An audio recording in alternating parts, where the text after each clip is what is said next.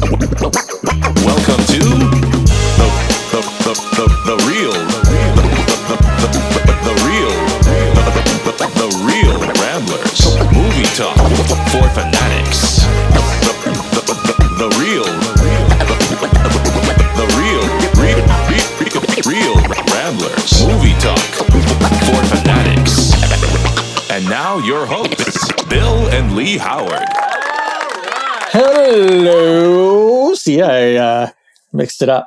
And welcome to the Real Ramblers. I'm Bill. This is my brother Lee. That's the Home Alone music. Hi, I'm Lee. Didn't sound like Home Alone. Yeah. Sounded like circus music.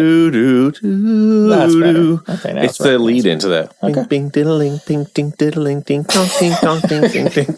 The rest of the episode will just be Lee doing I'm doing the ding-a-ling soundtrack. Yeah. songs.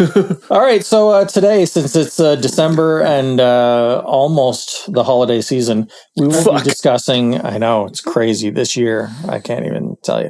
What is time, guys? I know. What It'll be about relativity in time. Yeah. How it's going too fast and Yeah. stupid. Because some days feel like they fly by and other days feel like we're on that planet in Interstellar. Where everything was super slow. And it was Christmas on No, that. it wasn't slow. Tie-in. Life, it was fast on it. Anyway, we'll do a whole other episode on that. Bet you're all looking forward to that one. So Christmas favorites. Lee and I have both always been big Christmas guys. When we were kids, we loved it. Our parents always did a fantastic job of making our Christmases great. We always had a lot of festive decorations in the house. We pretty much always got what we wanted to. Yeah, we were real brats. We were like, if you don't get me that plush ET, I will burn this fucking house down. That was Lee. Yeah. Lee was like that. Yeah. And then I was like, could I have a cookie? Yeah, Bill was a British boy. I was. Can I please have a sugar cookie? My accent's not even so hungry. It's not even detectable now. No. You have worked with a speech therapist. So I wanted to start off with you. When you think of Christmas movies, what's the very, very first movie that pops into your head? A Christmas Story. Really? Okay. Yeah. I can't believe you're not going to say that. I'm going to burn this house down. Yeah. No, that's Christmas my Story go-to. would be, That's my. it probably would be. I thought of something else. But anyway, the go one ahead. that would pop into my head too. Yeah. I mean, maybe the first ones that pop into my head are more traditional ones from before I ever saw A Christmas Story. Okay. Like White Christmas kind of pops into my head because it's such a traditional favorite. I used to be so on that movie like a while ago because I'm like, it barely takes place at Christmas. I don't know. It's all about the war and shit. Yeah. But now I've really grown to like it. Well, it's funny. I always used to watch that and Holiday Inn. And I used to love Holiday Inn, even though Holiday Inn takes place during all the holidays of the year, not just Christmas. But Holiday Inn was the first movie that actually featured the song White Christmas. Oh, shit. It wasn't White I don't know Christmas. if I've actually... Maybe I must have seen it over the years somewhere. Jay might remember this, that I revisited Holiday Inn. I'm like, I love Holiday Inn.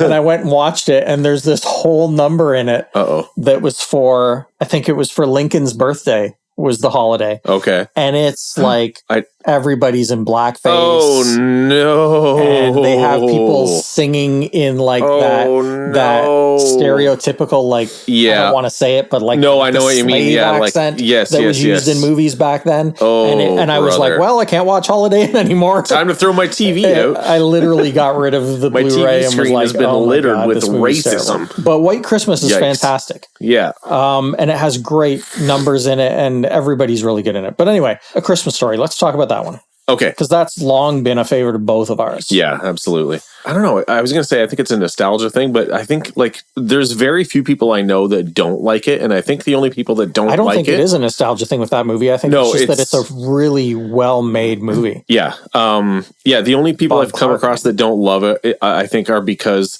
you know how there's like that one station in the States that plays it like on a loop? No. There's a station in the States that plays it like on a loop. They play it on a loop. Yeah, like I don't know if it's for one day, for a fucking week, and they're just like, oh my God, this again? So I get it, but it is a classic. But I mean, nobody's making you watch that. Well, those people I talked to were kidnapped and placed in a room. Oh, that with makes just sense. a chair. That makes sense. Yeah. Okay. They also hate chairs. Yeah, Clockwork Orange style.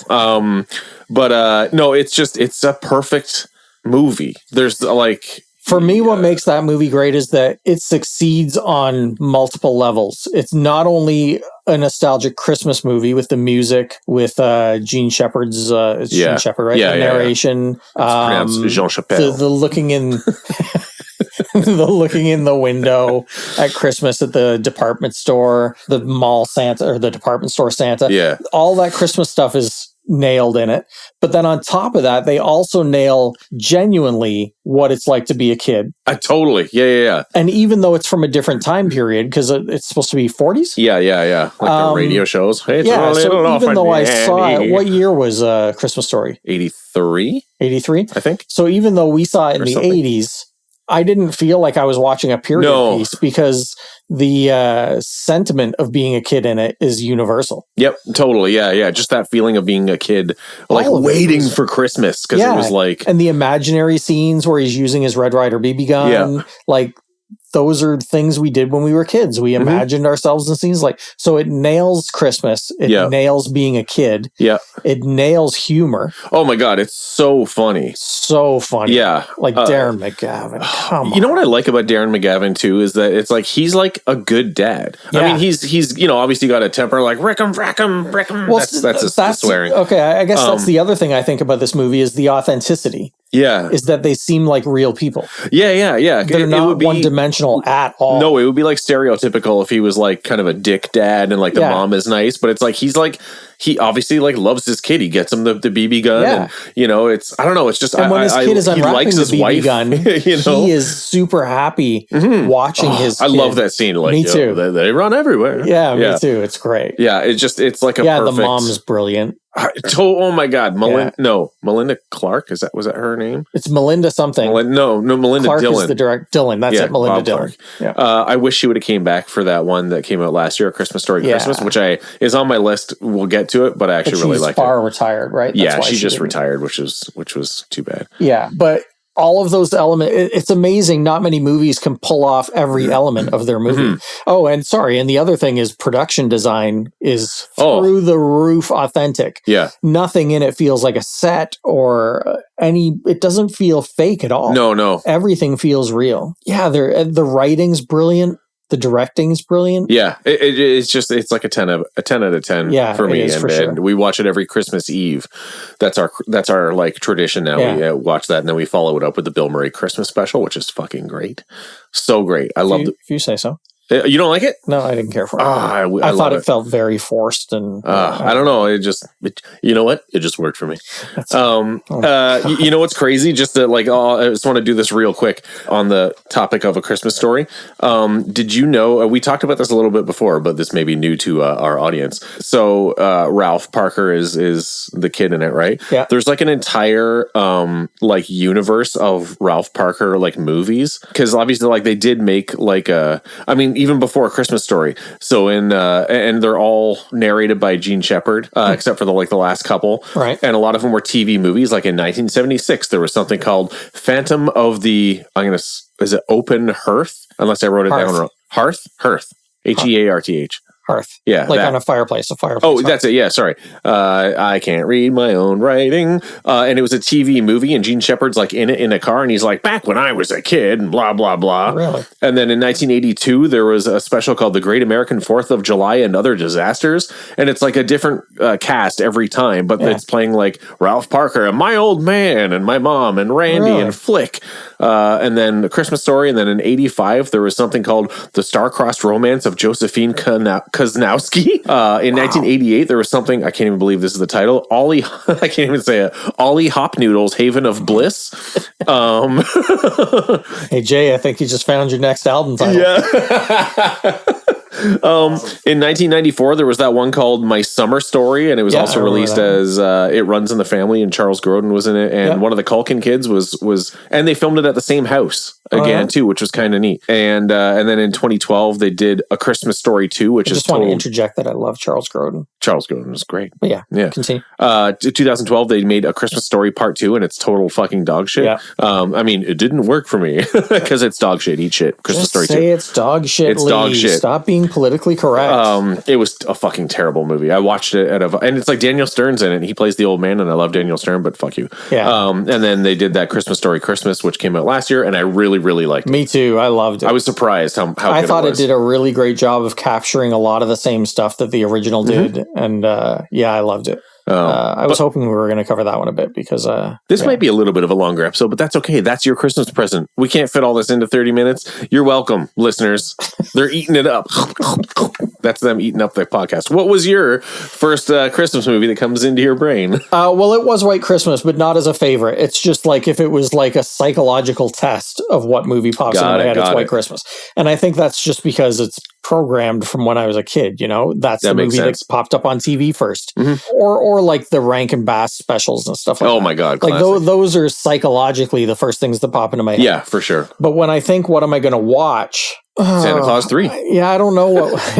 I don't know what the first movie would be. Like maybe Home Alone. Yes. And the remake Home Alone 2. Because it is beat for beat the same movie. Yeah, I'm just waiting for the director's cut where they use CG to replace Donald Trump with somebody else. Oh my God. Yes, please. You know what? You can cut that scene out and it will not affect the movie. No. Please just do that. Yeah. But okay, so let's just move into like movies now. Okay. Instead of what we remember, because now there's too many. Because if I'm going to pick a favorite, I'm going to have a hard time because there's a bunch that are very equal. But yeah, so let's do a bit. Home Alone is brilliant. I love both Home Alone. We just watched 1 and 2. Yeah. And even though part 2 is the same movie as the first movie, it was way more cartoony, obviously. Did you see in the news, by the way, that repeatedly and didn't die? It's amazing. I also just real quick, I just love that at the end of part 2, because he makes friends with that homeless lady. Yeah. And it's like Kevin McAllister, his family is obviously rich as fuck. Residentially misplaced. Not homeless. Thank you. Yes. It's true. Kevin McAllister's family is rich as absolute fuck. Yeah. Like his whole family. Yeah. His brother has a place in Paris. He owns like a 4-story brownstone in New York. People are buying tickets for like 15 people to go to. Right. So they are like Bruce Wayne level billionaires. Yeah, as far as I'm concerned. Kevin makes friends with this lady, this unhoused woman. Yeah. What does he give her at the end? Hey, here's this free bird toy. I got you. Fucking good luck, lady. Like that's it. But it's not like as a kid he had access to the family's money. Well, you know what he could have done? He could have said, "Come up to the hotel room with us." Yeah, he should have done that. And also like, "Hey, mom, this woman saved my fucking life from the burglars that I've never told you about." But we don't know what happened after the end of the movie. She probably died under that bridge trying to eat that plastic bird because she's poor. Fucking Kevin McAllister, little psychopath. Anyway, under the bridge, she was attacked by the Let the Right One In vampire girl. Yeah, it's the same universe. Yeah. Sorry, you were going to say something about the news. Did you see that Macaulay Culkin just got his star on the Walk of Fame, and Catherine O'Hara is the one that presented? That was really nice. Yeah, which was just beautiful. Yeah, that was amazing. Home Alone is like, it's a formulaic Hollywood movie that for some reason completely worked. Oh my God! And sometimes like that's what makes a great Hollywood blockbuster, right? Is when it's sometimes you can make a templated Hollywood movie and it actually works if you've got the right people making it. Like Chris Columbus is a great director. Oh my God, John Hughes. And everybody in the cast. Why have we not thought to do a John Hughes I don't know. episode? I don't know. Okay. Did you know he wrote Home Alone 3? And that's a crappy one. Yeah. Wow. Weird. Well, anyway, everybody has duds. Nobody has a perfect resume. You can't hit a home run every time. Yeah. Right, guys? Baseball. Baseball. We're real sportsmen here. Anyway. Yeah. You totally threw me off. Okay. So, So anyway, Home Alone's brilliant. Yeah. And Home Alone 2, despite being exactly the same, it's still fun. It's still super fun because some of the jokes are different. Environments Tim Curry. Are different. Yeah. He's great. Yeah. Definitely stuff to love there. Elf.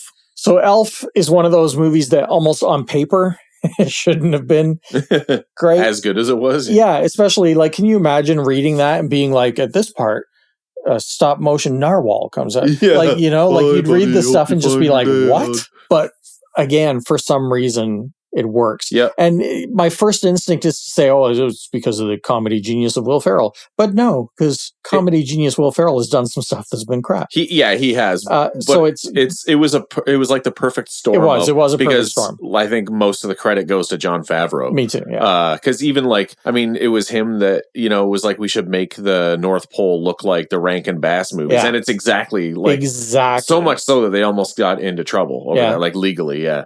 Why would you do that? I know, right? Like the spirit of Christmas. Yeah.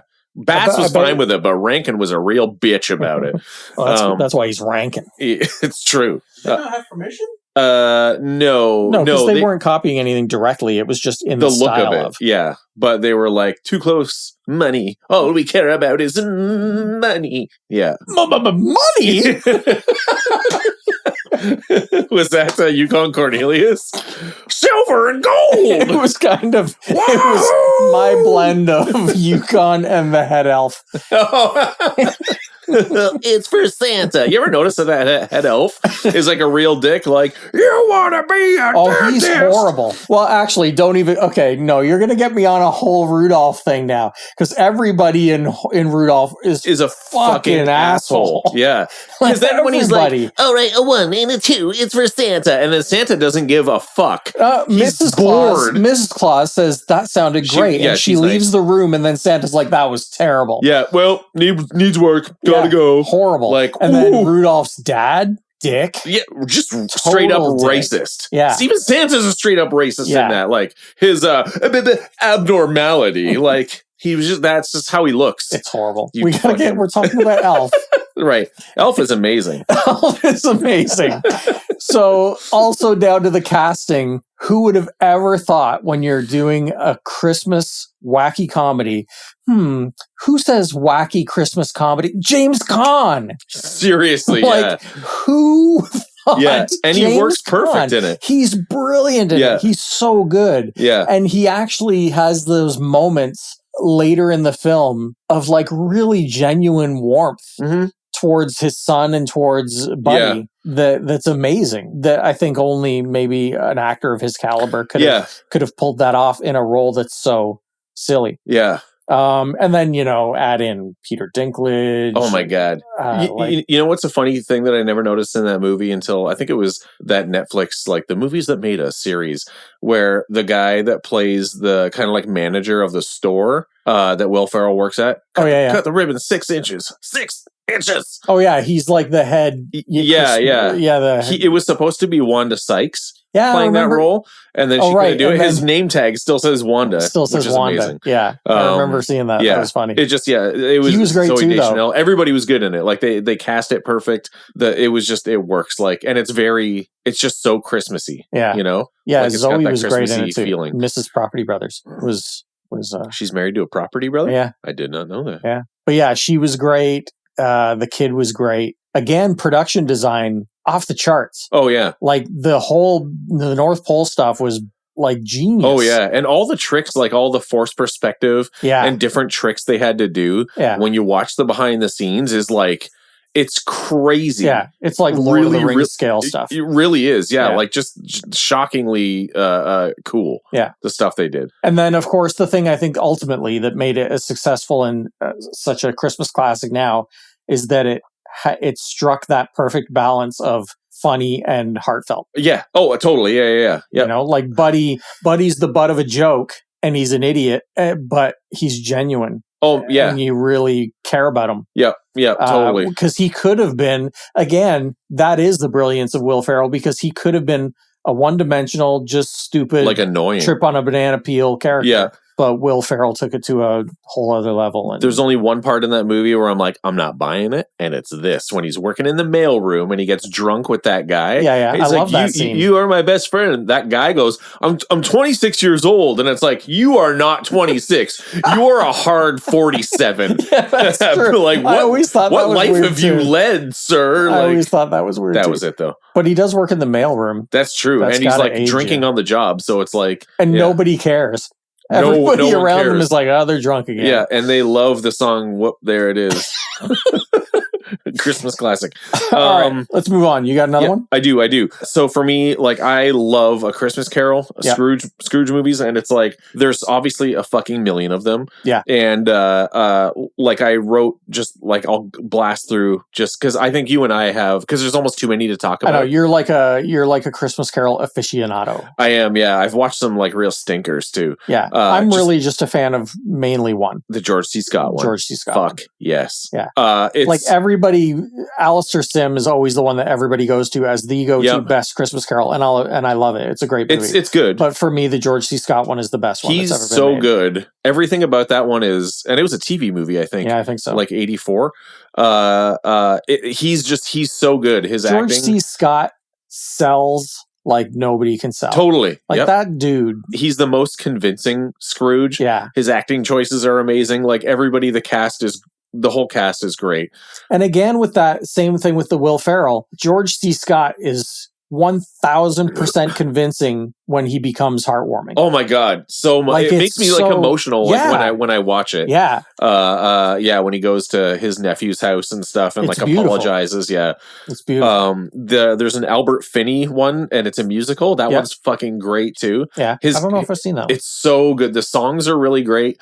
Albert Finney is like, it's almost like Albert Finney's great anyway. he is great, but his Scrooge is like, watch my books, you're bending the ledger. Like it's so like kind of goofy that it's hard to, oh, this is a good drink. What is it? It's so like, It sounds what the like fuck it's are like you a doing? stage play. It Scrooge. is, and I think that one is a stage play, Oh, so okay. it's like he's bringing the stage play energy. Yeah. But it's like the songs are super great, and it's like the Ghost of Christmas Present totally like makes fun of him, like really rips on him, and it's funny. Right. There's oh my God, also in that one, fucking Obi-Wan Kenobi, Alec Guinness plays Marley, Oh yeah. and it is bizarre. Like you can tell when you watch it that his acting choice was like, well, if I'm a ghost, I'm going to walk around as if I'm floating. And he's like, you can't see this podcast, listeners, but it's like, imagine if He's you had to waving his pretend you arms in were a wavy like a motion. wacky waving inflatable arm flailing tube man. Yeah, like and it's like in this one, he actually Scrooge goes to hell, and he's like, "We have your desk ready. You are the clock for Satan." And then all these like greased up, like shirtless dudes come in What? with chains and like wrap him up. Yeah, it's crazy. I don't know if I want to watch this one. You should. It's very erotic. Okay. Obviously, the Muppet Christmas Carol is like top tier. Muppet Christmas Carol was amazing. So good. The I love songs, everything about it. Songs are great. Kane's great. All the Because he Muppets plays are it great. so earnestly. Yeah, he does. You know, like not like he's acting with Muppets. It's like Yeah. he's playing it like these are fucking people. Yeah. I Um, think I remember an interview with him too, and he said that because he's done a few things with the Muppets. I guess Okay. he's been on the show and stuff. And he said that whenever he does anything with the Muppets, he doesn't see them as puppets. He just treats them like other actors. Did you say Muppets? Muppets. I did. Muppets. That's the knockoff brand. It's the Muppets. Like I can't believe it's not Muppets.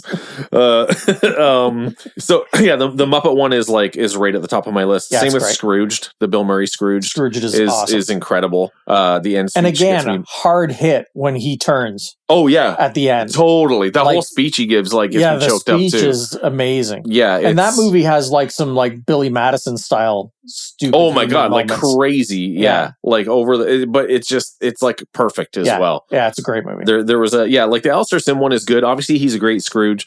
They do a lot more with his backstory and his like business stuff. Yeah. But they skip over stuff. I don't know. A lot of it feels very like just like people saying their lines to me. Yeah, and I agree. it The doesn't. I main don't reason I like that one is Alistair Sim. Yeah, He's really he's great. great. But there was one that came out like before that one in 1938 with Reginald Owen, and it's very good too. There's one that fucking Patrick Stewart did. Right. I And remember that. it was I think that was the first one maybe where they're like, we have this new invention called CGI Right. and we can do like effects and stuff.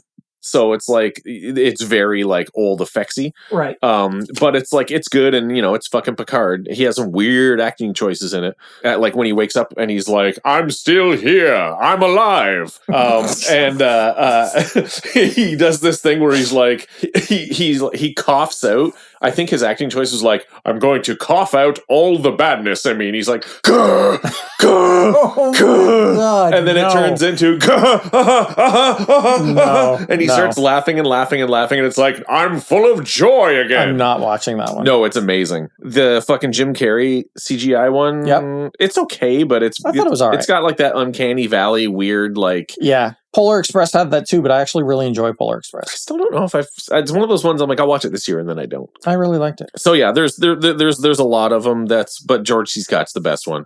Yeah, I love Yeah, and if you think Alistair Sims is the best, I mean it's your choice, but eat Don't shit, you're say- wrong. What? it. Nice. I thought for sure you were going to be like, I disagree, but you can like anything you want. Yeah. No, eat But shit. I'm- You're wrong. Yeah, the George. If you're a big fan of the Alistair Sim one, for me, you have to also love the George C. Scott one Yeah, because yeah, I yeah. think they both come from that place of earnestness and from telling the classic story. Totally. But anyway, yeah, that's great. There's sorry, just real quick before we moving on. Okay. Before we end, there's a thing I got another audio. We're not going to clip. end. This is a long episode. Yeah, there's an audio clip that I have to play for you guys that will fucking destroy you. Okay. Remind me at the end. It's on YouTube, but better not be Arnold saying Jamie.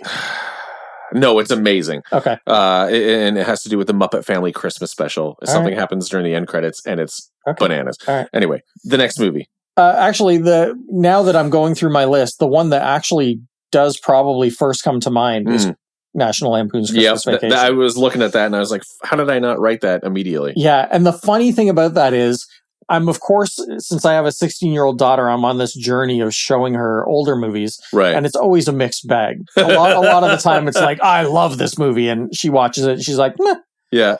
But Christmas Vacation, for some reason, no matter what age you are, I showed it to her and it was instantly like, oh, I'm going to need that on VHS and I'm probably going to need a poster on my wall. It's like instant love. That's awesome. And I don't know if it's because even though it's crazy and Clark Griswold is like the ultimate idiot. Oh my God, yeah. There's still, again, an earnestness to the movie. And I don't know. And Chevy Chase is really good at laying in real emotion under comedy. Yeah. And even in the same line, like he can do a line that has like I think he's very underrated. Like he's one of the greatest physical comedians ever. But I think he has this layer that I think people overlook and he should be given credit for. And it's in all the Vacation movies. I think there's all these little moments, like almost like what you were saying with Christmas Story, is that he's a dad that really loves his family. Right. Yeah. And especially you rarely see in comedies a married couple that shows attraction to each other. Except that he's totally hitting on, he's fantasizing about that chick. And it's like, dude, your wife is a smoke show. No, but you are lucky to be married to Beverly D'Angelo, a realism sir. thing, right? That people have fantasies and whatever. Well, I mean, you can obviously like, like see that person's attractive and stuff. It's a funny thing where he's just like, oh my God, my wife's dead. He says that his wife is dead. I know. And like in the first one, he sees the Christy Brinkley thing. Yeah. But I think that's just supposed to be like, obviously it's just like flirting jokey. Stuff. But I know. I love in Christmas Vacation when the girl's showing him the high waistband thing. Yeah, can't see the line, can you, Russ? You can't see the line, can you, Russ? And that movie also has so many other funny like characters and moments. Like, oh yeah, I swear to God, every year, and it like makes us lie. Like, well, where did the water come from? I don't know, Margot. Like, it's so funny. I love that. Not to mention, I laugh just when the shard of ice goes through the window. Oh my God, it's just such a funny scene. It's so like slapstick and over the top. Yeah, but it all still like seems not so cartoony. And there's such comedy brilliance in it with stuff like most movies would have him going up on the ladder and the ladder falls. And the joke is that he fell. But on he does the thing and pushes off and goes against the tree and then pushes it back and then he's okay. Yeah. You know what I mean? Like that's comedy. At first he goes all the way down, but But even when that happened, he was fine. Yes. So that to me is like a real comedy genius that you didn't go for the easy laugh. Yeah. You went for this like complicated thing. It was really interesting. You know what joke always makes, because it doesn't really make sense. I don't get the joke of it, but it's so funny of like when he's trying to like plug the house in and his like in-laws are assholes. And, oh my God. You know what I'm talking about? When they're his dad is so his nice. Dad's great. His dad's so nice, yeah. But like his father-in-law, when they're like, he worked really hard on this, Grandpa. Soda washing machines. Like, what? What does that even mean? Soda washing machines. But it makes me laugh. He's horrible. Yeah, a real dick to him. Yeah. He's such an and from Everybody Loves Raymond, like, I hope you could see what like a ridiculous waste of time this was. Like, yeah, they're all horrible. They're fucking dicks. All horrible. Yeah, but and the cousin, the uncle, the really old one, who's of course, yeah, he's an asshole, super asshole. They're just all assholes. Yeah, but yeah, so many great. so many great moments. Him in the attic watching the home movies. Oh yeah, is like so touching and Yeah. and the ladder to the face, classic. but yeah, so many great Yeah, moments. it's a. I always watch that as I'm putting our tree up. And every year. that was the best cast kids too. With I Juliette agree. Lewis and, I agree. Big Bang Theory guy. Yeah, They were great. yeah. Totally agree. Clark kicking the Santa when he's mad. Oh my- on the yeah. lawn. So many and moments. relatable. Gotta Yeah. check every bulb. Like, Yeah. that just happened to me this year, and it was infuriating. So anyway, can't lose with that. For You can't lose. for a newer one, just to throw it in, there's a couple newer ones that I really like. Newer, pshaw. I tell you, there are new Christmas movies that will tickle your Christmas. Anyway, so 8-Bit Christmas, I really liked. 8-Bit Christmas was awesome. Yeah.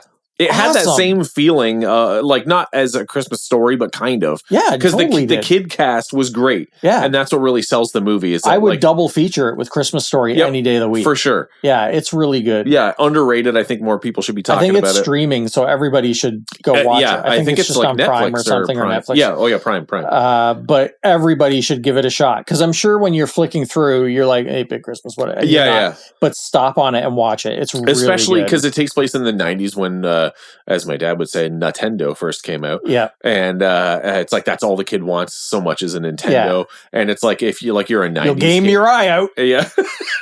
I don't know. Yeah, that was the That's not catchphrase. actually a line. Yeah, like 80s, 90s kids especially will you'll remember that feeling of Yeah. wanting a fucking Nintendo. I was blown away by that one. I Me loved too. it. Same with Spirited. I really liked Spirited. Yes, The I thought Ryan Spirited was Reynolds great, and too. Will Ferrell one. Jay didn't like that one. Oh, really? As soon as they started singing, he turned it off. Oh, But yeah, I really wanted to. oh, I really enjoyed it too. yeah. Do you like the Jim Carrey Grinch movie? Not really. No, No. I like it. I like because it has that Christmassy feeling to me. I mean, he's It just does, but for me, if I'm going to watch, I'll just go watch the Right, Grinch cartoon. For I get me, that. it doesn't bring anything new to the table. What's funny about that one is that it's like the Who's I'm not a gigantic Jim Carrey fan. I'm just not a huge fan because he's of very his- just like Jim Carrey.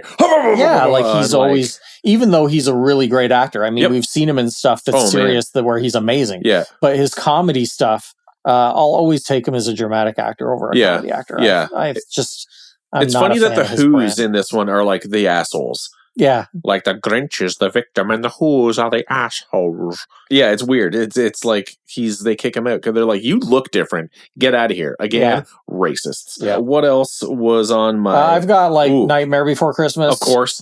Some animated stuff, Rise of the Guardians. I was gonna say that we're having animated. Yeah, we'll that's one of discuss my- that in depth later. But Rise of the Guardians is one of the best animated movies. So ever underrated. made. Probably my favorite animated movie. Period. Yeah, it's I amazing. loved it.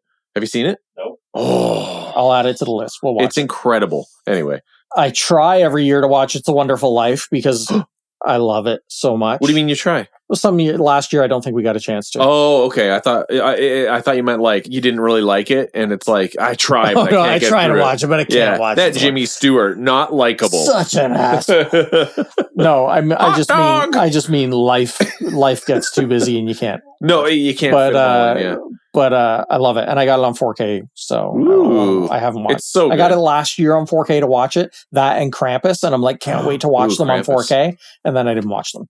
But It's you a know what, Wonderful Bill? Life It's the busy season. is awesome. It is. Um, Krampus. yeah, Krampus is like If there's anybody out there that likes horror, that also likes Christmas, and you haven't seen Krampus, remedy that right away. I 'Cause just it's- watched this Canadian horror movie called A Christmas Horror Story. Oh yeah, I've seen that one. Yeah, I just It's like watched it for Santa my Claus first time. versus Krampus. It's got a bunch of stories. It's kind of Yeah. like a Christmassy version of Trick or Treat. Yeah, With like a few stories. Yeah, I saw and that a it takes few years place ago. in the same town as Ginger Snaps does. Oh, I didn't realize Yeah, that. same writer, director. Because I think this one had a few. And it's like, William Shatner is like the radio host in it Yeah. and stuff. And it was like actually pretty good. Yeah, I enjoyed and it. At first, I was like, the Santa stuff, I didn't really. I'm like, this seems like it should be in a different movie. But then I won't really reveal it. There's something that in the end, and I'm like, Yeah. oh, okay, this is actually really cool, and Yeah. and it was fun. Yeah, I enjoyed it. I thought it was good. Yeah, But Krampus itself is genius. It's brilliant. Krampus is so good. It's hilarious and violent, and Totally.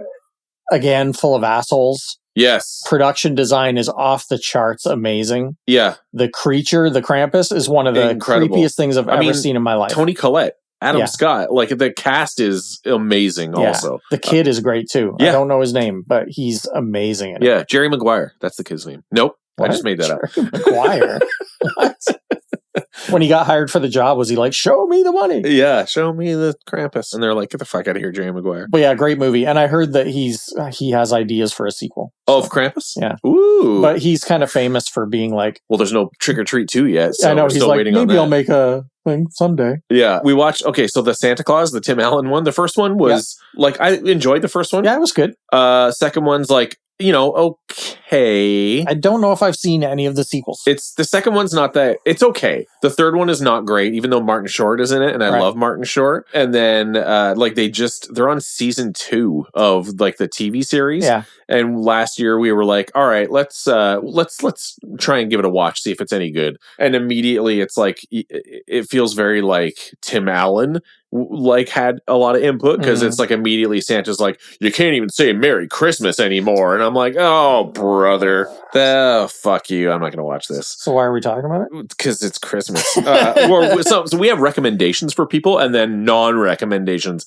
Don't watch that show. Okay. Obviously, Jingle All the Way. We just watched that again the other day. I have to rewatch it after we had our other episode. Oh my God, it's so funny. I gotta go back and watch it. We tried to track the time because remember I was saying how it's like so much shit happens in one day, and we're like, okay, it's like he gets up at 9 a.m. and then all the stuff happens. I'm like, it's got to be 3 p.m. by this point. It's got to be 6 p.m. by this point. Right. This would be 8 o'clock at night, and it is like supposed to be 2 in the afternoon. Yeah, dude, it is. It's so you'll because we talked about it. Yeah, you will enjoy it more because it's so I'm sure ridiculous.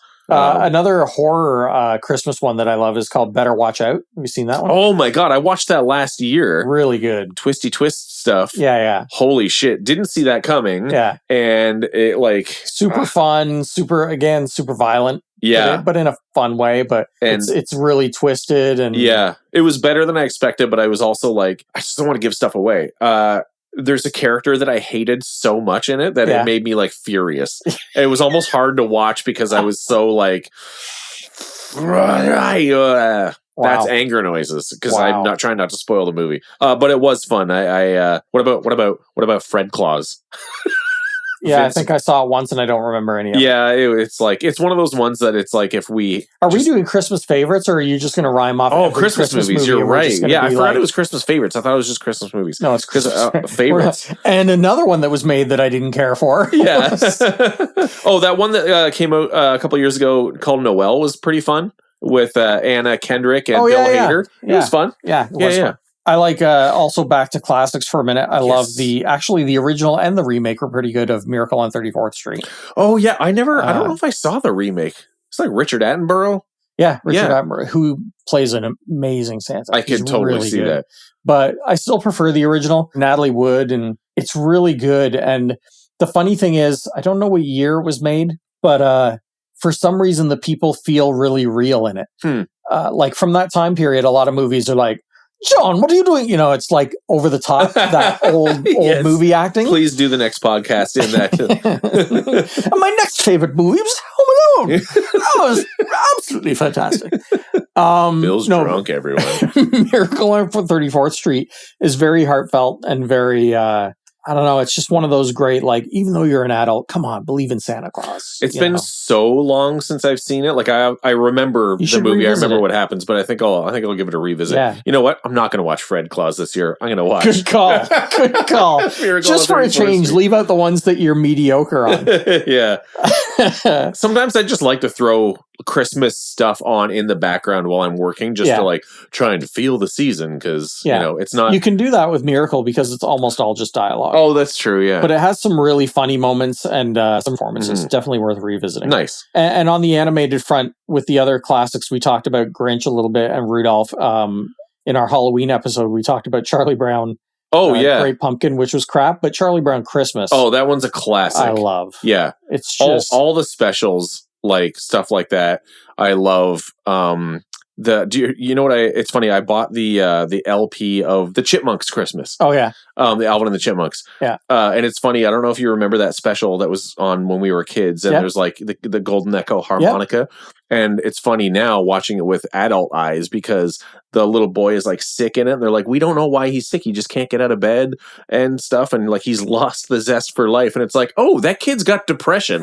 That kid has hardcore depression. Right. Because the doctor's like, we don't know why he's sick. But the kid's like, I can't fucking get out of bed. Really? Yeah. It's just like, holy shit. I know what that is now. Weird. Yeah. But it's still like such a classic too. So folks, if you can all mail in a Golden Echo harmonica to Lee, Mhm. it'll make his Christmas a lot brighter. It will be. Bring him out of his Christmas funk. Yes. Welcome to public radio where we'll be talking about jazz artists.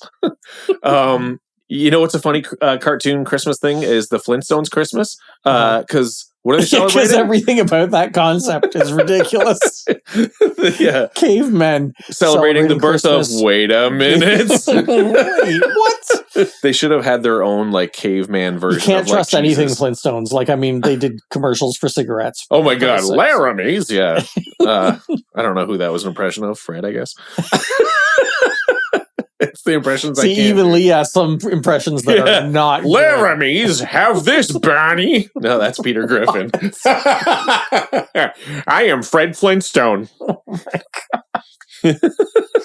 Oh, brother. So I'm going to play an audio clip here from, this is probably actually my favorite. So anyway, folks, we'll see you next time on The Real Ramblers. Fucking, you ruined Christmas, you Scrooge.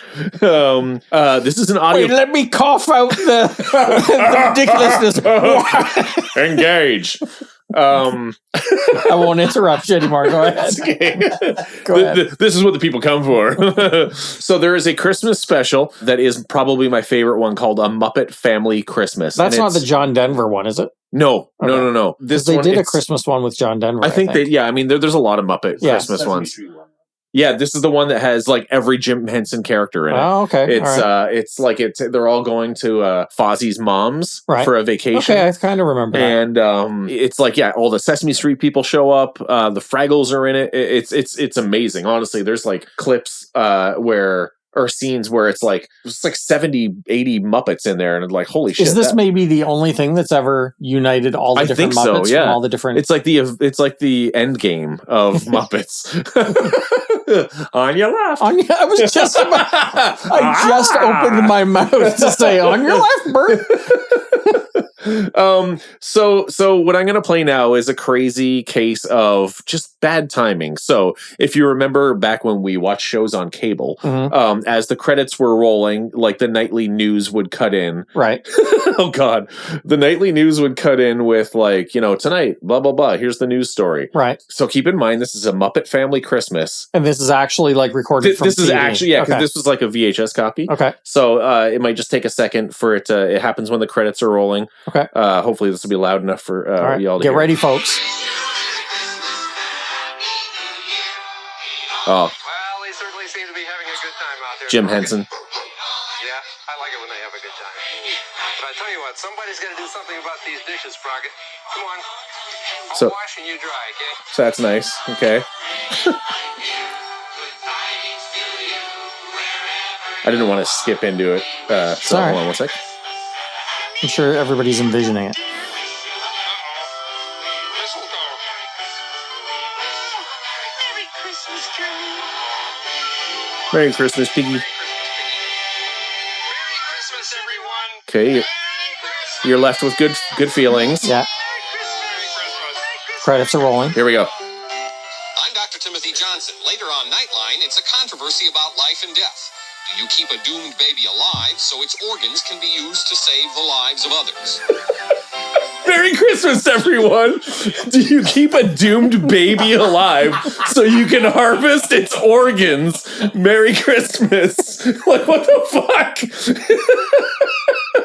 There are so many children sitting around watching this Christmas And special. then the Muppets are like, well, that's quite a conundrum. I don't know what I'd do. Organs. Like Animal gets in on it. They should have had Kermit do that. Oh. Do you keep a doomed baby alive and harvest its organs? Well, you chose a great note to end this with. Well, folks, I hope you got Jake's dying. our producer. We may need a new producer soon. This producer is losing it. Now the question is, do you keep a doomed producer alive to harvest his organs because he's about to Harvest die? his equipment. Well, hopefully, folks, you got some titles from this to add to your own Christmas list. My first suggestions for anybody who hasn't seen them is check out Krampus and 8-Bit Christmas. Yes. Those are yes. the two big ones on there that I think. And don't sleep on A Christmas Story Christmas that came out last year. Yeah. Don't think it's just a cheap ripoff because it's really good. Yeah.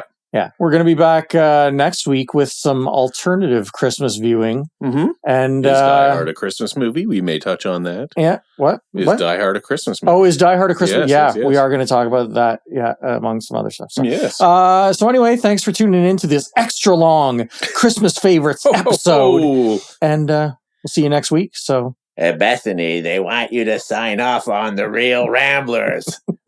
The podcast. I love that line. Oh my God. Oh, it's so funny. And now we'll sign out the episode with Mariah Carey. Well, No. won't you? No. Oh, okay. We'll dub her in. Okay. See you next week, folks. Thanks for listening to The Real Ramblers. Follow us on Instagram at Real Ramblers. That's REEL Ramblers. And you can follow Lee at Lee Howard _art and Bill at JustTheBill1138.